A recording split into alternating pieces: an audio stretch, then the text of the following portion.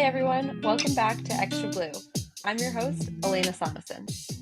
I have spent the last 2 weeks in Muonio, Finland, getting back on snow and ready for the racing season.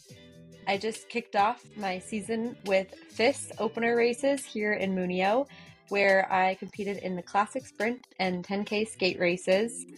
These were really nice races to just kind of wake up the body in a low stakes environment, and I'm excited to build on my fitness as we look toward the start of the World Cup season, which is kicking off in just under 2 weeks in Ruka, Finland. During my time in Muonio, I had the company of US teammate Johnny Hagenbuch. It was fun to have a buddy over here to embrace the darkness of northern Finland that is upon us this time of year, and also to support each other in these races this past weekend. On this episode, I welcome Johnny to talk about his build-up for this season, including what's been working well for him the past few months, and also where things have been a little bit more challenging for him. Johnny grew up in Sun Valley, Idaho, where he learned to ski from the Sun Valley Ski Education Foundation. In this episode, you'll hear just how much the SVSEF program had an impact on him, particularly from the former program director, Rick Kapala. We talk about what it was like growing up in Sun Valley and how that environment has largely shaped who Johnny is today. We also discuss his time as a junior in Sun Valley and what it was like to be a part of a winning Junior World Championship relay team just 1 week before the world shut down for COVID. Johnny shares what it was like to train through COVID and how he learned a lot about himself and how sometimes you have to chase happiness over training hours. He's carried that sentiment with him the past few years while he attends Dartmouth College in Hanover, New Hampshire, and racing on the EISA circuit while also still chasing World Cup goals as well. I hope you enjoy this episode with Johnny as we dive into what gets him fired up for ski racing and for the winter ahead of us. This podcast is powered by Gear West, a specialty sports campus which has supported and inspired me for years. If you're near Minneapolis, their incredible 25,000 square foot store is just about 5 minutes west of Ridgedale and offers the largest Nordic selection in the country. And no matter where you are, their website is a fantastic resource for learning, motivation, and the gear. Everything you need to chase your goals in Nordic and alpine skiing, biking, running, and all kinds of cross training. Check out gearwest.com. I'm super grateful to have their support, and as a reminder, you can now watch these episodes on Gear West's YouTube channel. All right, we have Johnny Hagenbuch on the podcast today. Johnny, how are things going in Finland for you right now? Good. It's predictably dark and cold, but the skiing's really good. When we first got here, there wasn't a ton of snow, and it was kind of sugary skiing on the man-made snow farm snow. But then we got probably around a foot of snow in a big storm, and it's been really, really good ever since. And it's really beautiful here. I'm just struck by how unique this place is. It's like constantly getting like sunset and sunrise colors, and the like gradation and ombre is really, really nice when you're out skiing. And we've had a couple of really beautiful sunrises and sunsets, and it's been awesome. Yeah, it's like the constant golden hour here, or it's either darkness or golden hour. It's one or the other. How are Yeah. you handling the darkness though, with a sunrise of like 9:50 in the morning and a sunset of 2:30? That leaves a lot of dark hours in the day. So how are you handling that? I don't really mind the darkness. It's definitely affecting my sleep a little bit, I think. I'm not super prone to jet lag usually, so I'm having no trouble falling asleep. But when I have been waking up, I have had a really hard time falling back asleep, which I think is due to, I think it's harder to adjust to your sleep schedule here because there isn't sun in the morning hitting your eyeballs, and your body doesn't really know when it should wake up. So my current sleep schedule is basically regardless of how early or late I go to bed, I will wake up wide awake at pretty much exactly 4 a.m. This morning, I woke up literally at 4:00, which was for something. Mm-hmm.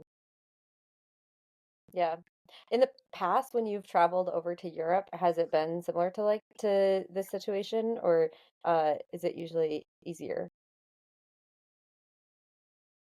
Um, I've never really struggled to fall asleep, but I think in the past I have struggled with like waking up a little bit early or just getting on kind of a messed up sleep schedule, which is the case now. Okay, well, you've had about a week here in Finland, and even before we hit that 1 week mark, you already jumped into some of the ski races that just happened in Munio. You did the classic sprint on Friday and the skate 10K on Sunday. So, how did those races go, despite the jet lag?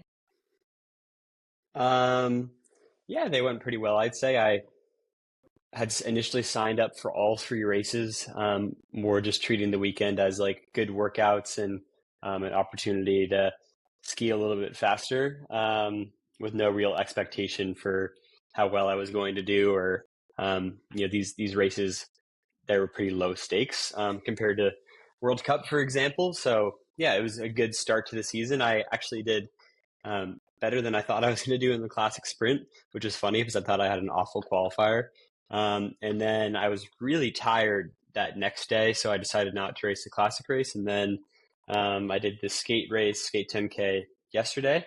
And yeah, it was all right. It was like I think it was just a pretty average race, but I think it was a good start to the season. Certainly a much better start to the season than I had last year. And yeah, I think it's a good jump off point.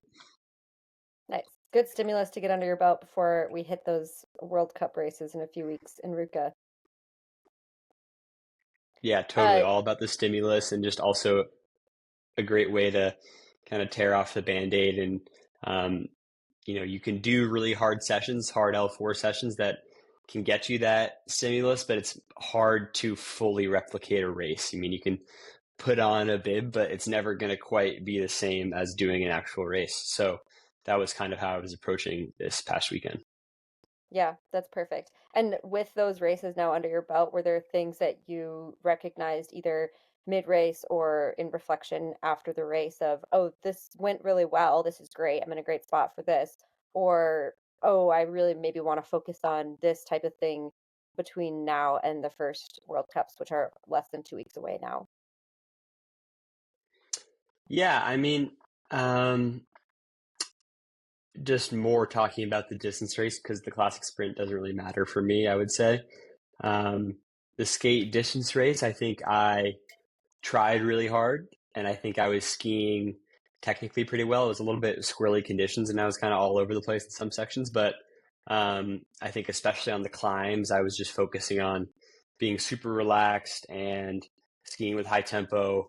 I typically do the majority of my damage on uphills, and so I was trying to really push well on those sections. I think I skied the downhills really well, especially on the second lap, because this course is funny where you do all of your climbing and then you have pretty much uninterrupted downhill into the finish for a couple kilometers. But I was really working hard on that downhill. I think my skis were good, but not like fantastic. I was had a Finnish guy that skied the whole second lap with me who started 30 seconds in front of me, and he was like pushing on my pole a fair amount on that downhill, even though I was really working hard on the tuck skate, for example. But my takeaway is that I think my fitness is quite high. I think I had a good summer of training with a lot of really high quality, like threshold intensity. I think this fall was a little bit less ideal, and I didn't quite do the amount of like anaerobic um, intervals that I had hoped to, but I think that's okay. And um, you know, my philosophy always when it comes to race season is the best way to approach a race and maybe calm down any nerves you might have is just kind of reassure yourself that the hay's in the barn and you've done a lot of hard work. And if you haven't, maybe you can gaslight yourself, but it doesn't really matter on race day what you have or haven't done because you're going to find out anyways. But yeah, I think I was 14th in a field that is pretty competitive, not quite a World Cup field, for example, but still like a really high quality field. And I was 35 seconds back and I beat some really good skiers. So I'm not that, I mean, I'm really not that preoccupied with the result itself. I think that that margin to being back, um, could I make that up on my best day? Absolutely. So I'm not that concerned about that. And I would also say, for me, when I'm in really good racing shape, the tell is that I'm able to start a little bit faster. I'm usually a pretty slow starter, and in yesterday's race, I was very, very slow the first lap, and then had a great second lap, I would say. And I just kind of skied into the race. But I think when you're really firing on all cylinders and feeling great, it's easy to just kind of take it out pretty hot and then let it ride a bit, which wasn't yesterday. So yeah, I think it's a good spot to start, but definitely is not the fastest I'm going to ski this winter by any means. Hmm. Yeah. Good starting point. I feel similarly. Like just that it was a really awesome stimulus and great to put that bib on and go through the motions of the jitters and butterflies in your stomach, and also just kind of like the excitement of being out there and racing. And you can do time trials or intervals and you can take them really seriously, but I feel like it's still never quite the same as the real deal. So it's been fun to kind of be here getting those races under our belts before we jump into the World Cup season where uh it's not quite as low stakes and there's a lot more on the line for us. So it's been exciting, yeah, and fun to kind of race together. You shared with me earlier this week that you don't actually really have much of a training plan, and you kind of go more so off of just like what feels good or what you feel like you maybe need or you might want to incorporate. But can you explain a little bit more what that means or what that maybe looks like for you on a day-to-day basis? Well, one caveat with that is that, definitely when I'm at Dartmouth, which I have been for the past three falls, I'm doing the team training plan and then kind of supplementing with some of my own training as well. So then I'm definitely on the training plan, and I've also historically done a better job of keeping a training log, but um, this year I just never really started keeping a training log and haven't retroactively been logging the training I've done. But I have a good idea of what I have done, and I think do I do some really stupid training occasionally or frequently? Absolutely, but I think I do think about things maybe more than people would have the impression of, and I think that I am deliberate with most of the things I do, but I think I'm crucially not deliberate with just enough things to keep it fun and interesting, um, and just not that serious, which I think is important for me. So, for instance, this summer, just doing a lot of training, spending a lot of time outside with friends, and enjoying being home in Sun Valley through the fall as well for the first time in a while. It was great, and it's a really easy place to do a lot of training and especially do a lot of good threshold training.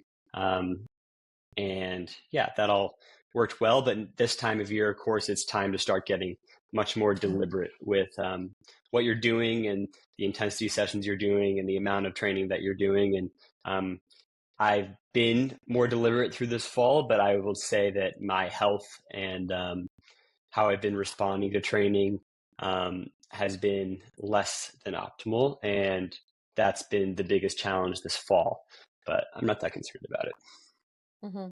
Do you, so you've talked about like, do you still get your threshold intervals and you're out there in nature in the wilderness, in the Sawtooth Mountains near Sun Valley, having a good time with friends. So do you have general guidelines for yourself in terms of training volume or intensity or duration that you at least use to kind of direct what you're doing? Yeah, for sure. I think in the summer, I try to do at least 2 days of intervals. Maybe one of those will be a double threshold day, but 2 days of intervals. I usually will bound 6 by 10 minutes up Bald Mountain, the Sun Valley Resort, once a week, every week, and I really love that session. It's I think just like such a fundamentals GBs and board session, and really just builds a lot of fitness. I did that with Martin Yangit a couple times, and so you don't need Oh, to take it from me, but he said that that's a great summer session. He was super yeah. satisfied with that session. And yeah, so that's maybe a good segue a little bit as well. So Martin was there in Sun Valley for 2 weeks in July because his in-laws were doing a rafting trip on the main Salmon River.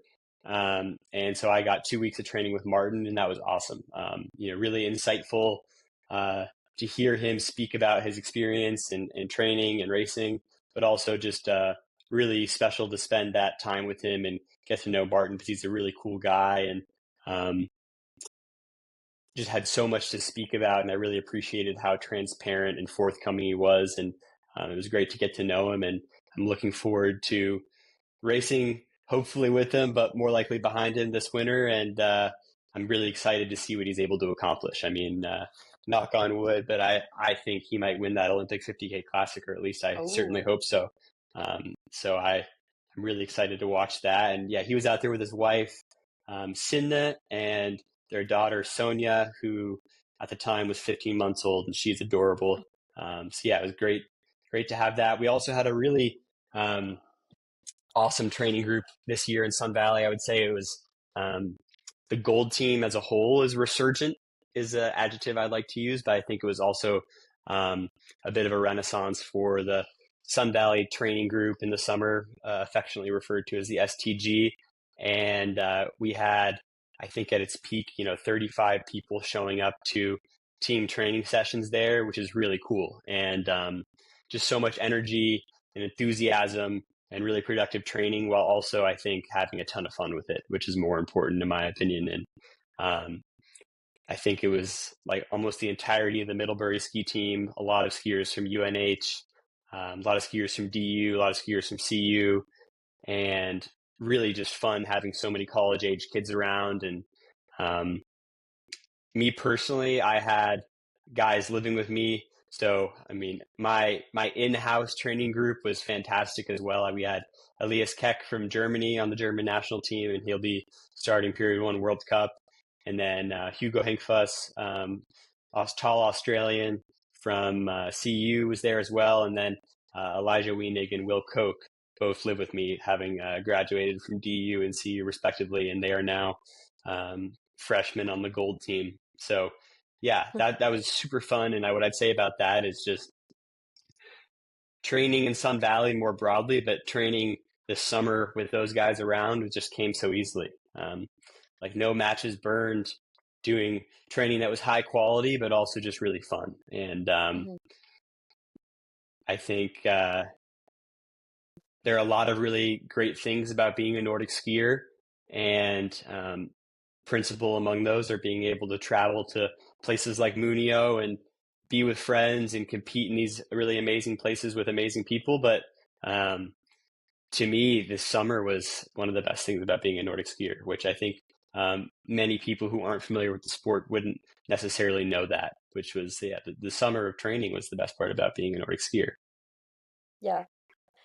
There's a special part of, the community that you get to build for yourself as a skier and the interactions and relationships that you get to build also with your competitors, but also friends. And uh, we're definitely going to talk about that a little bit more. But for now, I do want to dive into Sun Valley and your life in Sun Valley because you grew up there as a kid and you skied for the Sun Valley Ski Education Foundation as a junior with some pretty outstanding results at a very young age.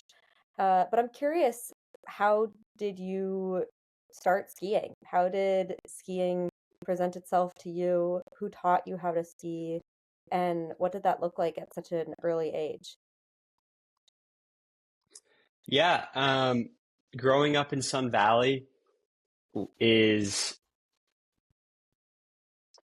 such a blessing. And I'm so grateful to have had that in my life and had the privilege to experience that. And to then be able to come back is also really special. I think it is an unbelievable place to grow up and be a kid.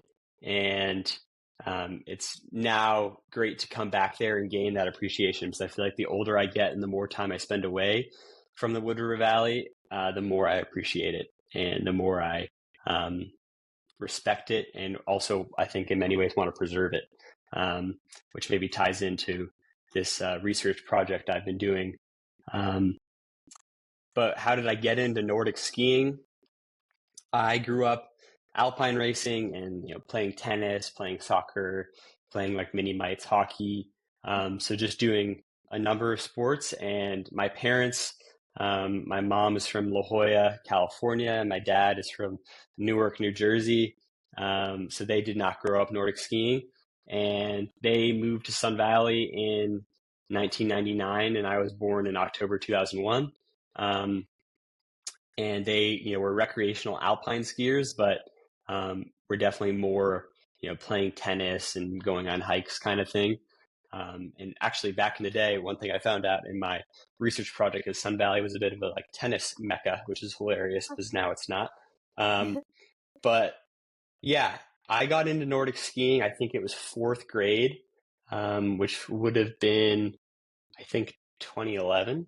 Um, and it started because I think my parents wanted me to do it a little bit, but also I was kind of phasing out of alpine skiing and hockey because I was afraid of going really fast in the speed events, and I think also was pretty scrawny to be playing hockey as we were about to go. I think it was the bantams category or something like that, where they were starting to be allowed to hit, and I just didn't really have much interest in that. I also was not a very sports oriented little kid. I wasn't really that competitive.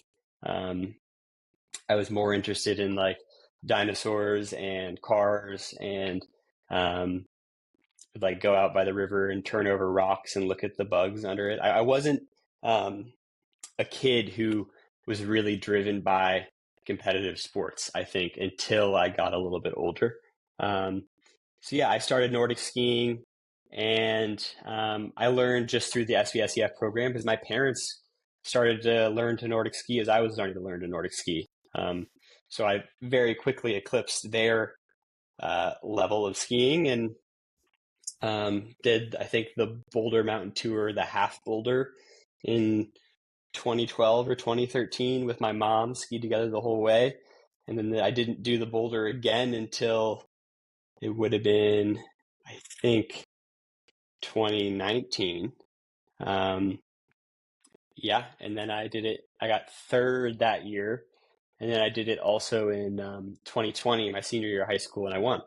Um, so yeah, the Boulder Mountain Tour is sick. A little tangential plug for that. Not to diss the Berkey, because obviously that's the most storied American marathon race, but the Boulder is different and Yeah, very cool. I'm I've not gonna heard say good it's things. cooler, but Boulder's awesome. Yeah. God, I kind of lost my train of thought of it. You were asking about skiing and development. So I started with the SVSEF program.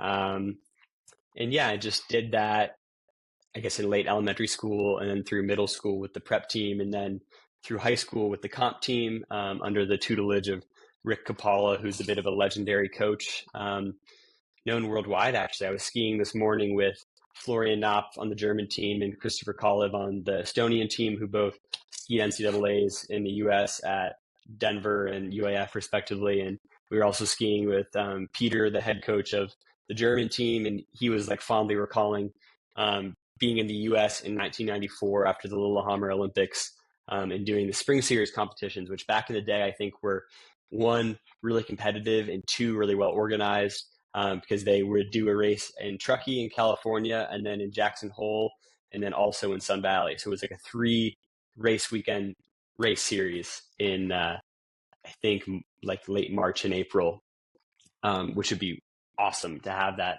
come back someday. I think Rick Kapala was largely organizing those things. But yeah, so Peter and I took a photo to send to Rick, which will be awesome. And Rick still, he's not an active coach for me. He's not out there taking lactates, but I still talk with Rick pretty frequently and get some advice on life and on skiing.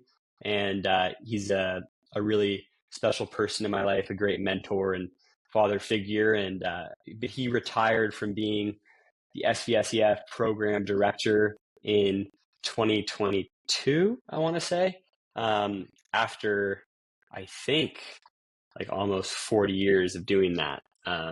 Maybe more than 40 years, I'm not sure.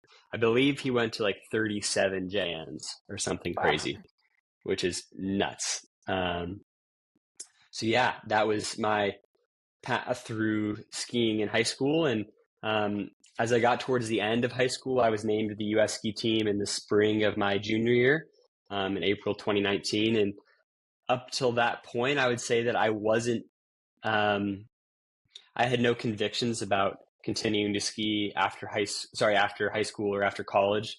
I think I definitely wanted to ski in college, but I wasn't even that sure of that.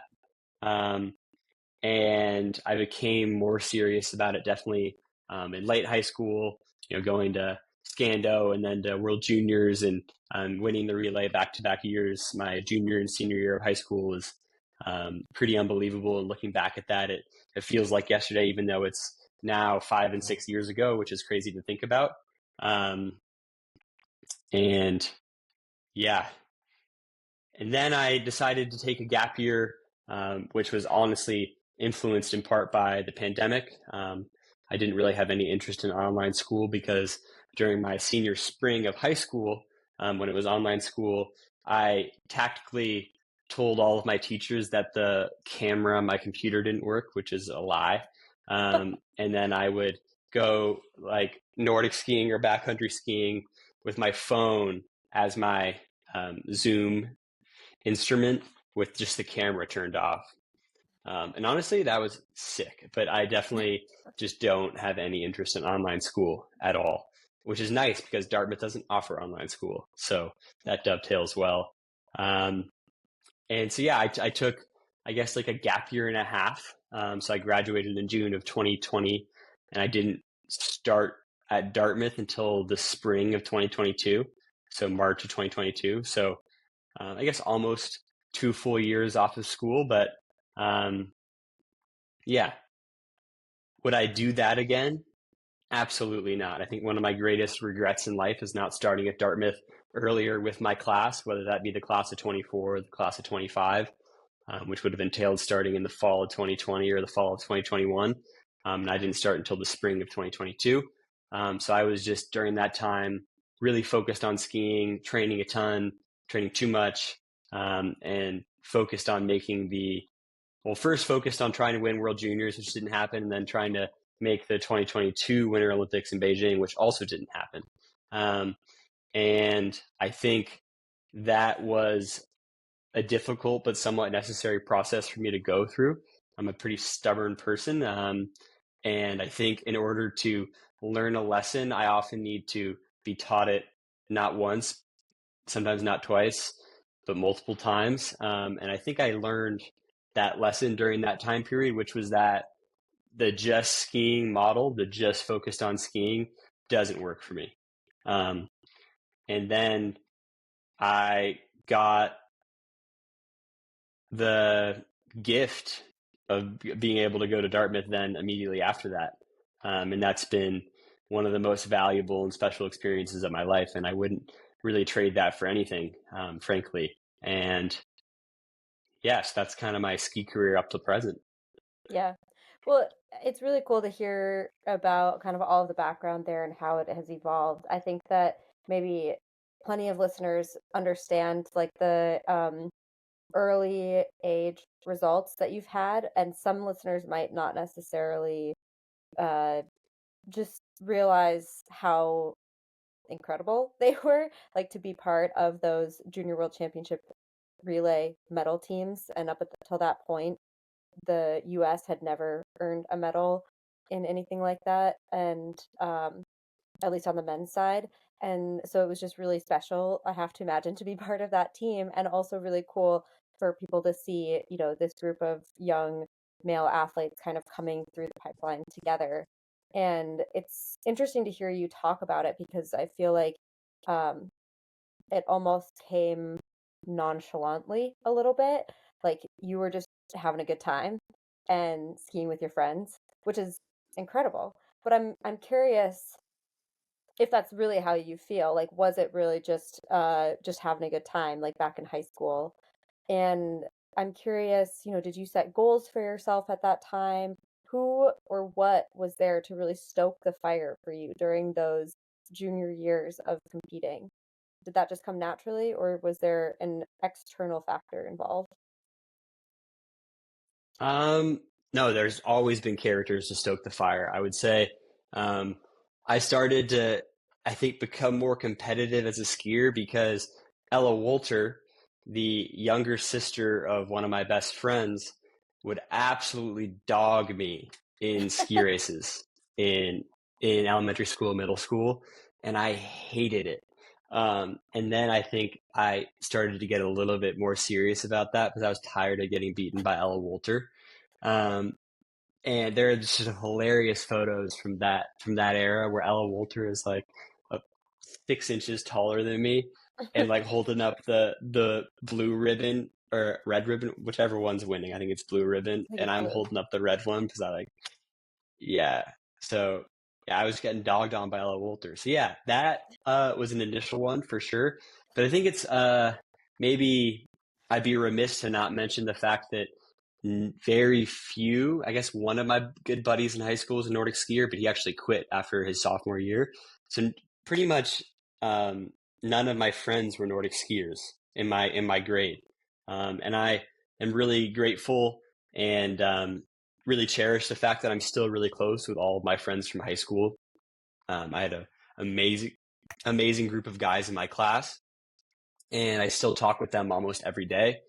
And none of them were Nordic skiers. So I think from a young age, I was a Nordic skier, and I would do the training and I would go to the races.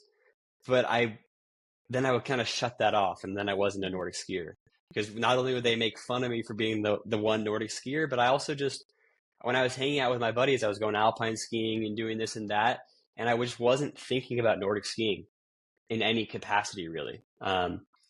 And I think that was good because I really I like I had such a special childhood and upbringing all through high school, and I've grown to appreciate how special it was. And Nordic skiing was just a very small part of that. It was an outlet, but it wasn't like the core part of my identity necessarily.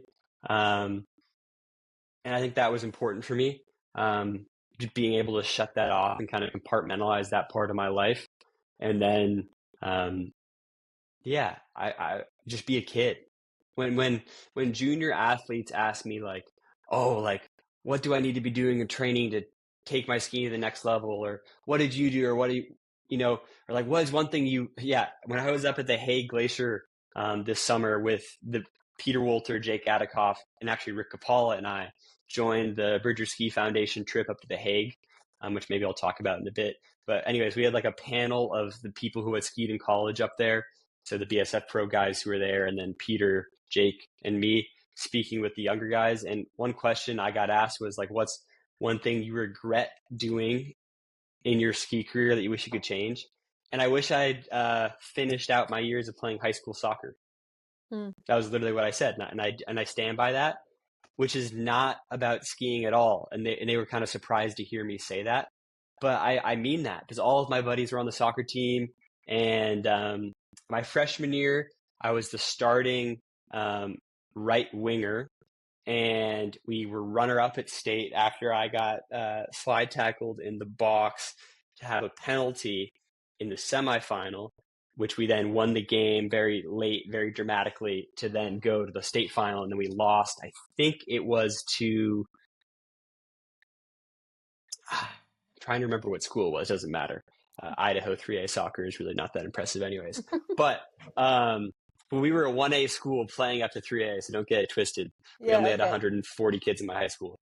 But but then they went on to three-peat my sophomore, junior, and senior year. They won Oh state my 3 years in a row, and I wasn't on the team anymore.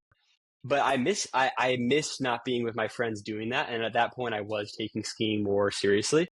And in those days, my goals were always to make kind of the international trips, whether that was U18 trip or World Juniors. Um, and that was kind of the extent of my goals. I wasn't that looking forward to the future. I wasn't saying, oh, I want to ski World Cup or oh, I want to go to the Olympics. I want to go to World Juniors initially it was I want to go to JNs and then I want to win JNs and then I want to go to U18 trip. Then I want to go to World Juniors. And that was kind of the progression of it, I would say. In terms of mentors, like, was I alone in my endeavor? No, I have been pretty self-directed in my training since probably my sophomore year of high school, and kind of doing my own thing with, of course, the input of Rick Kapala, telling me to do more, to do less, oftentimes to do less. But yeah, I was pretty self-directed from my sophomore year of high school, which isn't a coincidence because Peter Wolter, who is like a older brother to me and one of my best friends to this day, he graduated after my freshman year of high school. But up to that point, my method of training is I was always just training with the older guys. So I really, really fondly remember my freshman year of high school because and my eighth grade year as well, because I was skiing with the comp team then, because the older boys, juniors and seniors in high school were awesome. And I looked up to them so much and they were so fun and so cool. And they were faster than me at skiing, but not enough faster than me that I couldn't ski with them. So I would ski with them. And then I quickly got to the point where I was as good as them, even though I was like 4 years younger or 3 years younger. And then I was better than them. You see what I'm saying? And that's just kind of how I developed. I mean, a great example of that is I remember the first time, because when I was like a U16 and Peter Wolter was a U18 or a U20, I didn't compete directly against him. And I would always kind of chirp him like when my 5K time was faster, like than half of his 10K time, for example, be like, oh, I would have beaten you today or something like that. But then I remember it was the winter start race, the IMD winter start race in Bozeman in Lindley Park in 2018 when Eli Jensen, who had been a PG at Sun Valley and then was skiing at MSU, and Peter Wolter, who was a freshman at Middlebury, were back for winter break. And I beat both those guys in that race. And I remember that being the moment where I was like, oh, wait a minute. Like, I'm actually kind of good at this all of a sudden. That would have been December of 2017, actually, which was a funny time because I had broken my leg that summer hanging out with my friends, and then just grinded with the cast on, doing a ton of strength and like on the hand cycle at YMCA. I was pretty locked in on that. And then I had just a huge percentage jump that year. That was my sophomore year of high school. And I beat Peter Wolter and Eli Jensen at that December 2017 Lindley Park Bozeman race. And then at US Nationals in Anchorage, which was January 2018, I qualified for World Juniors. And I really wanted to go because it was in Switzerland. But then Rick Kapala told me to go to U18 trip instead, which was in Vuokatti, Finland. And the irony there is that I then proceeded to go to Finland for 2 of my 3 World Juniors, which was perhaps if I had known that, I definitely would have gone to Switzerland. And here I am back in Finland. But yeah, I remember that race specifically. I remember at 2018 US Nationals, I was so nervous because, my goal was to go to U18 trip. I wasn't even thinking about going to World Juniors. And I had a skate race. I think I ended up 28th in the 15K interval start skate at US Nationals in January 2018, which for me was like a huge result, right? Because I was third junior behind Gus, who was 6th, I think, and Ben, who was 8th, maybe. And I remember finishing, and I looked up at the scoreboard, and I didn't believe it. I thought it was like an error because I'd skied alone, and I think it might have been like a 10-lap 15K or something crazy like that because it was a bad snow year in Anchorage, which seems like is increasingly common these days, unfortunately. And just like sugary, soft snow, like kind of raining. and I was just getting so gritty out there and got 28th, and I did not believe it. And then ended up qualifying for World Juniors and went to Scando trip instead. And I remember on that Scando trip, like JC Schoonmaker was there, Hayden Halverson, Scott Scholes, Ty Donaldson, Zandon McMullen. Am I missing somebody? I don't know. Anyways, and that was really fun. It was a great time, and we were watching the races at GOMS World Juniors and saw the guys there get a silver medal. And I remember when I was watching them get that silver medal, I was like, man, maybe I would have been on that team had I gone. Because I didn't go, and then Luke Jager went, and he, of course, was on the relay team and skied super well, and they got a silver medal. But I remember vividly thinking, man, I could have been on that team. And then that kind of set the tone a bit for how I approached, I would say, my junior and senior year with skiing. I was much more serious about it.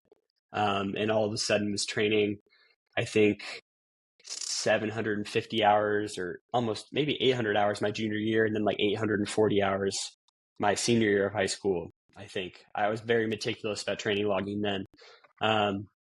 And yeah, then the rest is kind of history. Went to World Juniors in 2019, and 2020, and started getting Super Tour podiums and while in high school. I remember the 2017 Lindley Park Winter Start. I was against Peter Wolter and Eli Jensen and beat them, and was super stoked about that. The next year, I was duking it out with Andy Newell in December of 2018. So like I was just developing really rapidly, and I don't think I really realized that, but I think I was skiing pretty fast. And yeah, kind of went from there. I didn't really ever perform as well as I think I could have at those World Juniors, because I think I just would get really nervous and maybe unlucky, you could say, but I think you kind of make your own luck in this sport. But maybe it was just a lack of experience at 2019 and 2020. I remember in 2019, Lati, there was a skate 10K interval start there, which is kind of my bread and butter to this day still. And I was so nervous, and I got so cold in the race, and I fell on the downhill. It just like kind of all went wrong. And then I also had the start in the 30K. They were doing 30Ks at World Juniors then. 30K Mass Start Classic race. And I just had no expectation because I am historically pretty bad at classic skiing. And then I stayed with the lead group like kind of the entire race until the very end there, and got 17th. And that was a really cool day because Gus was fourth, Ben was ninth, I think, and Luke was 13th, and I was 17th. But we were in it the whole way. I remember there was a moment on maybe like lap 4 out of 6, so like pretty deep in the race, where all 4 of us were in the 4 tracks leading the race. And that was cool. And then, of course, a couple days after that, we won the relay. And I was against Friedrich Mock and Evert Tildheim Anderson on my relay leg and held my own and tagged off to Gus. And then he stood on business too. And then that next year, we won dominantly. I think each of us won our respective relay legs. Like each of us increased the lead over the field, and Gus carried the flag in. And that was amazing. And, looking back on that is such a moment in time because that was the week before the pandemic hit. So I can remember so clearly that timeline of being at Oberwiesenthal. I think the relay was on March 6th, 2020. And then I got back. We stayed and watched the U23 race the next day. I think I got back to Ketchum on March 8th, 2020. And then I had that one last week of my senior spring of high school, or I guess senior winter of high school then. But and that week was super fun because we had this classic event that my school's been doing since the 1970s called Angle Cup, which is like a scavenger hunt in the student groups. We call them color groups. That was an olive green. Shout out olive green. And it's like a scavenger hunt on the ski mountain, which is really fun because the color groups are kindergarten through senior year. So you're always with the same kids. So that's another thing. Like, Peter Wolter was in it. I think he was in like Royal Blue or something like that. A couple of my buddies were in Royal Blue, and we would beef with Royal Blue. But you would be around these older kids, and I still have so much like reverence, and I put these older guys on a pedestal who were, maybe in my sister who's 5 years older, maybe they were in her class or whatever. And then I meet these guys today, and I'm like, oh my God, like Roger Figgy, it's so amazing to see you. How are you doing? You're the man. You were the man. You still are the man. Even though, now I'm taller than him, and he's got a like receding hairline and works engineering at Ketchum Power. Uh, wow, that was a crazy tangent I just went on, but shout out Olive Green. Um, and then I think during my gap year, a lot of these things that I'm describing that made my early career so fun, Mm-hmm. and I think also really promoted a lot of my development, were kind of taken away. Yeah. All of my friends, a lot of the life balance, a lot of the really great stuff that was in my life that made my childhood and growing up in Sun Valley so incredibly special were largely gone. And I was just kind of solo grinding Yeah. and training over 1,000 hours. Um, and I look back on that time in my life, and that was not a fun time. Mm. And when I say that the greatest regret in my life is not starting at Dartmouth when I should have, is true, because I think not only would I probably have been better in skiing had I done that, but I definitely would have had a lot more fun. And at Dartmouth, my entry into Dartmouth was kind of complicated and difficult because I was starting in the spring off cycle, and so everyone had kind of found their groove already, and I kind of had to find my place there, which I did find, but it took a while. But at the end of the day, many of my best friends from Dartmouth were the class of 24 and the class of 25, which are the two classes that I would have been in had I taken either 0 gap years or just the first gap year. Um, but that's kind of water under the bridge because I'm friends with them now, so it doesn't really matter. But when I look back on it, that's kind of my reflection there. But I'm really happy with the experience I've had with Dartmouth. Um, I think it's shaped me as a skier, as a man, as a person. And, I think it might be a Daniel Webster quote, but testifying before the Senate, he said, you know, it's a small school, but it's a place where boys go to be boys before they become men.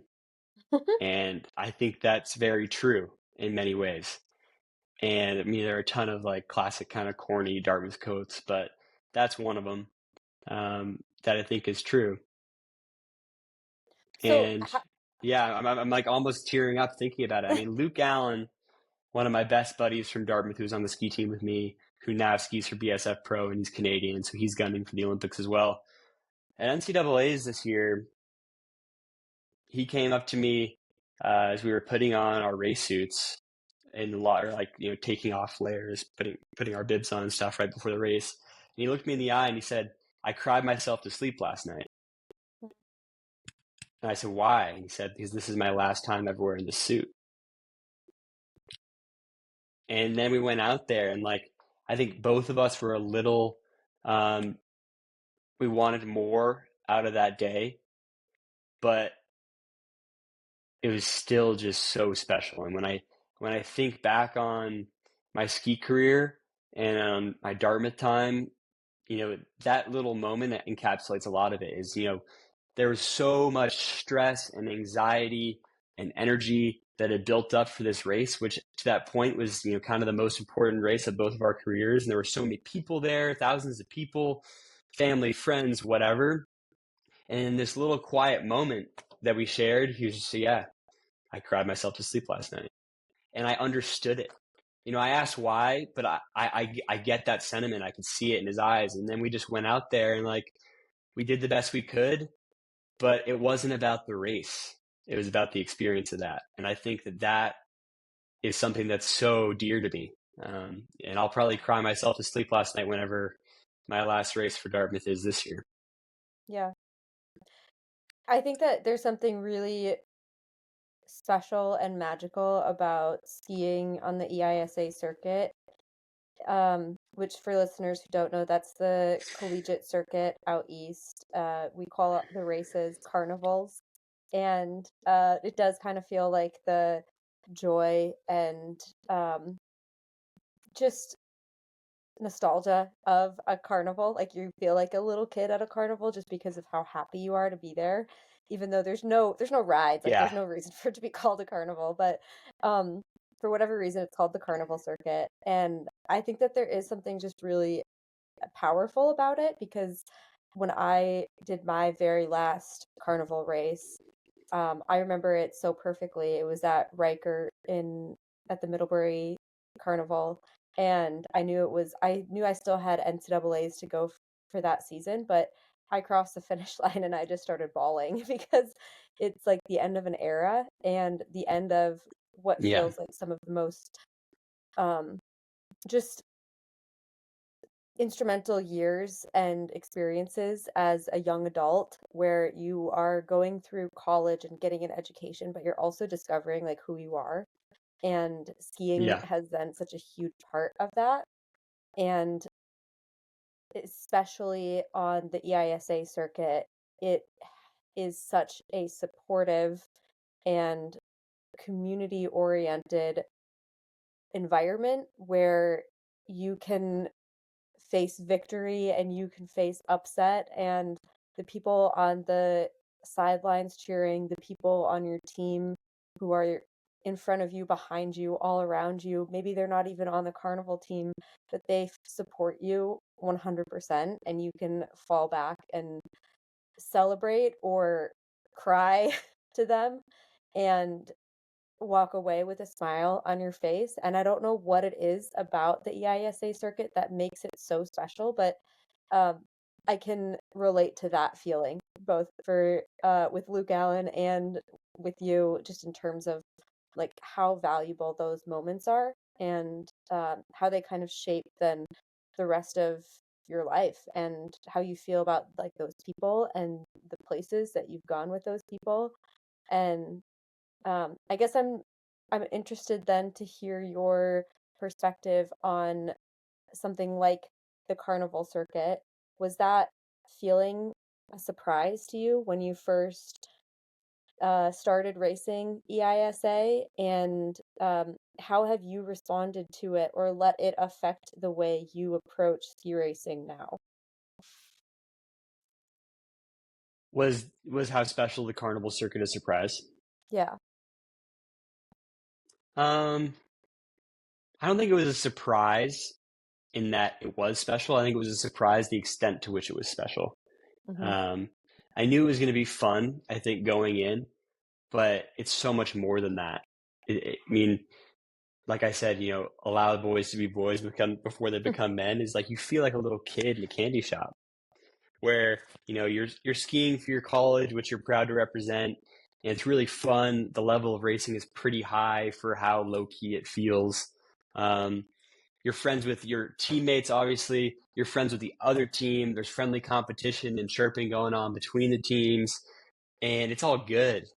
And then you finish, and there's like like the EISA parking lot tailgate post race scene is unlike anything else in Nordic skiing.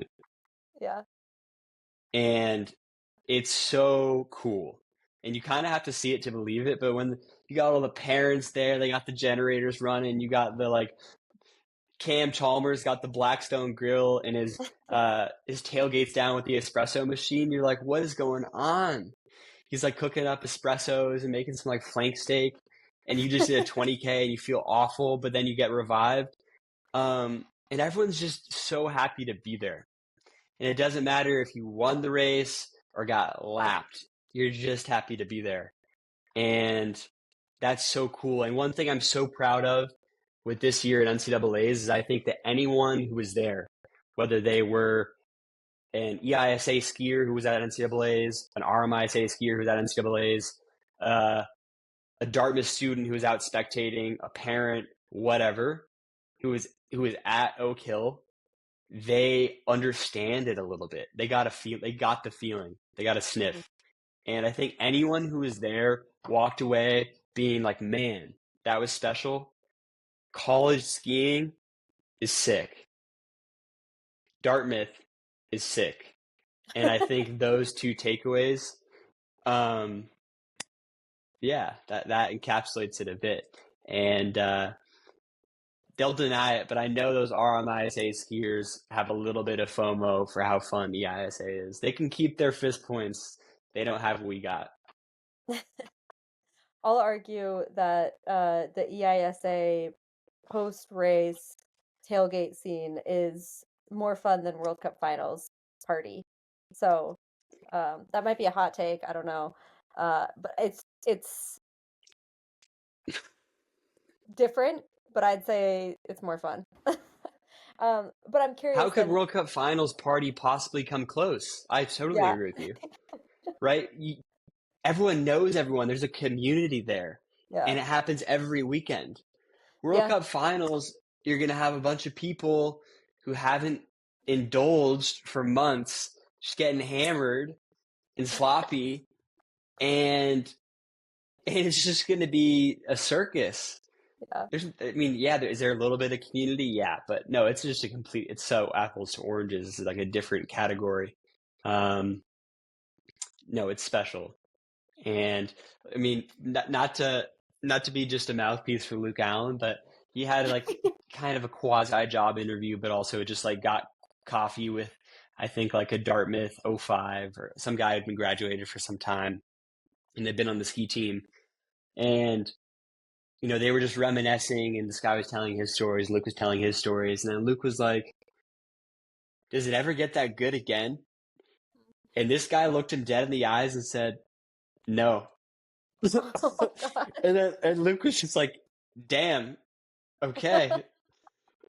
And he was telling me that story because, of course, I still have a little bit left to go, which is bittersweet because I'm aware of how much it's going to hurt when it's over. And I'm just going to cling on to that for dear life this spring. But a lot of my guys are gone. A lot of my people are gone. Um, but so maybe, I'm jaded in saying that I think a little bit of the magic is gone, but there's still magic being made. Yeah. And that's the special thing about it, which is that people 10 years ago were doing the same thing. People 20 years ago were doing the same thing. And 10 and 20 years from now, they're going to be doing the same thing. Hmm. That's not to say that those things are advisable or productive or admirable, but there's a time and place for everything. And I guess maybe the coverall term to be used would be debauchery. There is a time and place for that, and it is pretty fun. Yeah, no comment on that part, but yes. I'm curious Plead though, the fifth. yeah. The second part of that question kind of was like how has that altered your perspective on ski racing now? You go from a carnival to a World Cup race. Does that change how you feel on the start line or on the finish line or during the race the night before? Like how is it similar and how is it different? Oh, it's like a completely different sport almost. World Cup is much more stressful and a lot less fun, is perhaps the most concise way of putting it. It's not to say that World Cup can't be fun Hmm. or isn't fun ever. It is fun. There are great moments, but it just doesn't even come close, unfortunately. And I think if you asked any EISA skier who has gone on to ski World Cup, they would corroborate that claim. Hmm. Well, I'm curious to Um, kind of, sorry, go ahead. yeah, and I would just say, how do I feel like before the races and maybe after? Well, yeah, more stressed and just I think it's just a bit of a different approach. I Yeah. think it's a little bit more transactional almost on the World Cup in the sense of like you need to do well in this race to get Tour de Ski starts or get world champ starts or qualify for the Olympics. Whereas, yeah, I guess you could say the same for like qualifying for JNs or qualifying for NCAAs, but those are so much more attainable that there's just so much less pressure. And I think I generally do pretty well under pressure. But I guess one thing that's nice about the World Cup is everyone only remembers the good races pretty much. I guess people probably remember some of the bad ones, but it doesn't really matter. I've had so many bad races in the World Cup, and I will in the future have so many bad races in the World Cup, but then I will have just a treasured few good ones, and that's kind of all that matters. Um, Whereas on the carnival circuit, yeah, you have good and bad races, but it's all good at the end of the day. And that's what's Hmm. different on the World Cup. Like having a really bad race on the World Cup is so defeating. Hmm. And you're so deflated after that sometimes, especially when there isn't really anything to point to for why it was bad. You just didn't do well. That's tough. Whereas if you have a bad race on the carnival circuit for whatever reason, and then you're hitting the tailgate scene and you're having a Cam Chalmers espresso and you're maybe like cherry picking some good stuff from the Colby table while they're not looking. Uh, it's all good. Yeah. Well, to kind of wrap things up a little bit here, I'm curious now as we look forward to this season. It's obviously an Olympic year, and as you said, there are Olympic qualifications that could happen either on the World Cup or domestically. But there's an entire 32-page PDF document that people can go study if they want to look at all the criteria. Um, but there does add, that element of stress or pressure. It's also your last season with Dartmouth, and obviously that's something that is close to your heart. So I'm curious, where is your compass pointing right now? What are you focused on? What is the big goal for this season? Yeah, what's our heading, Mr. Gibbs? I would say number one is obviously the Olympics. I'm pretty committed to skiing with the U.S. ski team over here at Period One, and um, you know, the main goal is the Olympics. And to add an addendum to that goal, I would say that I really would love to be a member of the relay team because I think that we could get a medal. And I'm putting that energy out there, and um, yeah, just manifesting that. I would love to be on the relay team, and I think we can get a medal. Hmm. That's the primary goal. Everything else is secondary. Okay. Johnny, any other thoughts about skiing this season, Dartmouth, Sun Valley? Yeah, I would like to ski for a long time to come. I think when I'm done with Dartmouth this spring, it will be important to find a way to replicate, which I won't be able to replicate, but at least emulate some semblance of the balance and joy and fulfillment that I get every day at Dartmouth as a regular person outside of the fairy tale dreamland bubble. Um, in a separate fairy tale dreamland bubble, which is kind of Sun Valley, if I'm being honest. But Hmm. um, I think an important component of that will be having some kind of job um, to keep the between the ears working a bit. Um, I don't know specifically what that will entail, but it will likely be working with a business that operates in Sun Valley or perhaps has an office in Sun Valley and operates elsewhere.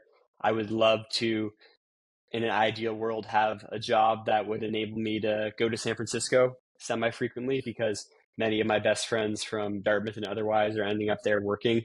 And I think it would be really cool, for instance, to be able to do 3 weeks training in Sun Valley and then 1 week rest in San Francisco would be an unbelievable rotation.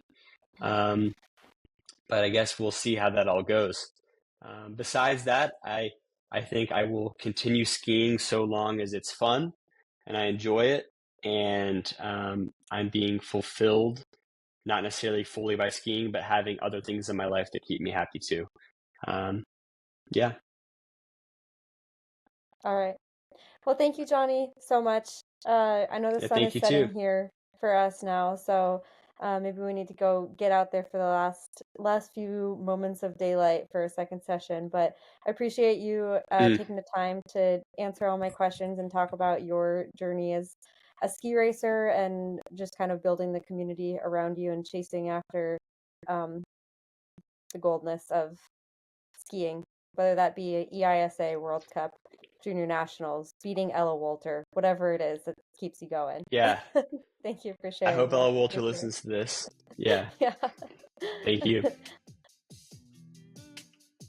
Thank you for listening to this episode of Extra Blue, and thank you, Johnny, for joining me on the podcast.